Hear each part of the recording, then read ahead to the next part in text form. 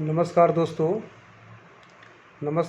पैसा और बाज़ार चैनल में आप लोगों का स्वागत है। आज हम एक आईपीओ के बारे में बात कर रहे हैं, एसबीएफसी फाइनेंस के बारे में। ये नॉन बैंकिंग फाइनेंस कंपनी है।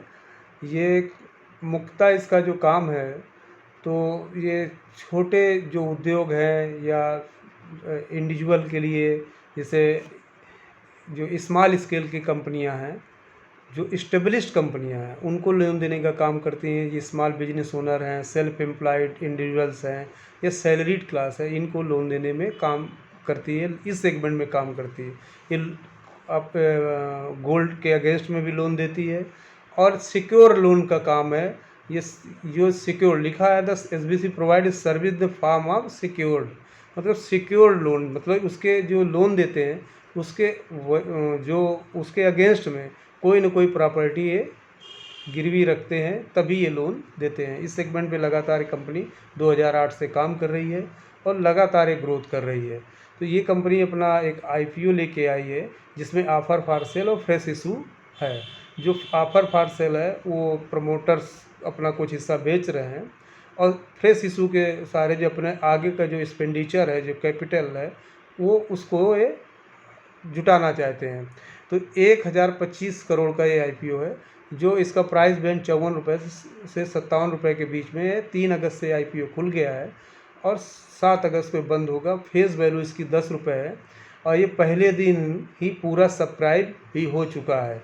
तो इसमें 260 जो शेयर्स का एक लाट है।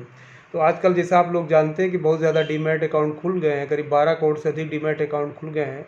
तो आईपीओ में सब्सक्रिप्शन काफ़ी जल्दी हो जाता है और काफ़ी मुश्किल है आईपीओ में अलॉटमेंट मिलना।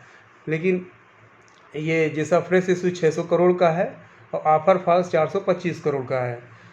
अब इसकी यदि हम देखें कि इन्होंने किस तरीके से इस जो आईपीओ का जो सब्सक्रिप्शन को इन्होंने डिसाइड किया, तो एंकर निवेशकों के लिए लगभग 30% से कम हिस्सा है, क्यूआईबी के लिए भी 20% से कम, और एचएनआई के लिए लगभग 15% और रिटेल के लिए 35% से थोड़ा कम 34.64% हिस्सा रिजर्व रखा गया है।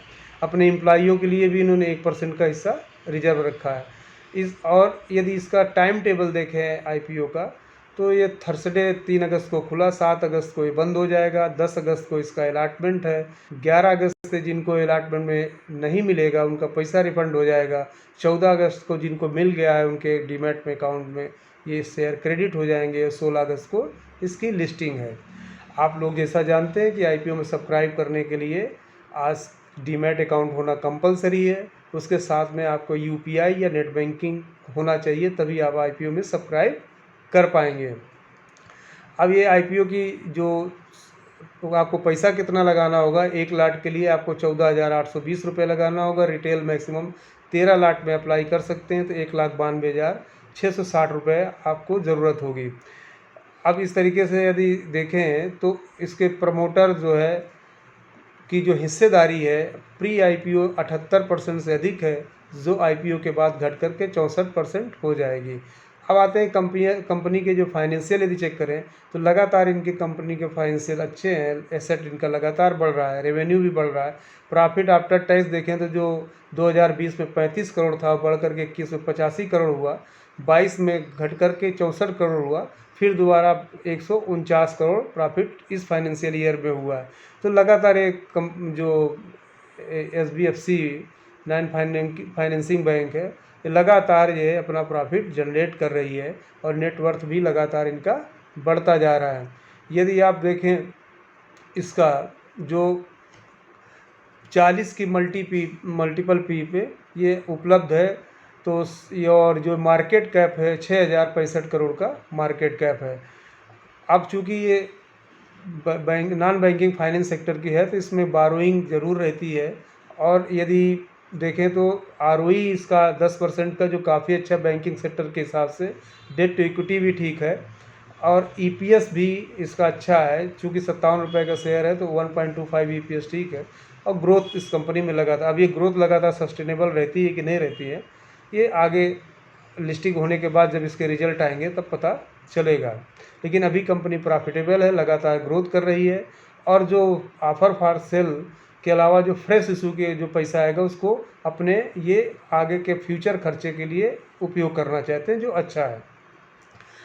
अब इस सब मेन बात जो ये है कि आईपीओ में सब्सक्राइब करना चाहिए कि नहीं करना चाहिए, तो आपका विवेक पे निर्भर करता है कि आप सब्सक्राइब करें न करें।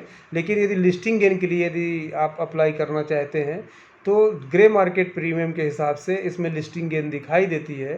तो लिस्टिंग गेन इसमें करीब 70% का अभी ग्रे मार्केट प्रीमियम के हिसाब से लिस्टिंग गेन है। तो करीब ये 100 रुपये से ऊपर ये लिस्ट हो सकता है। ये आईपीओ 90 रुपये से 100 रुपये 110 रुपये के बीच में आईपीओ को लिस्ट होना चाहिए आज के हिसाब से।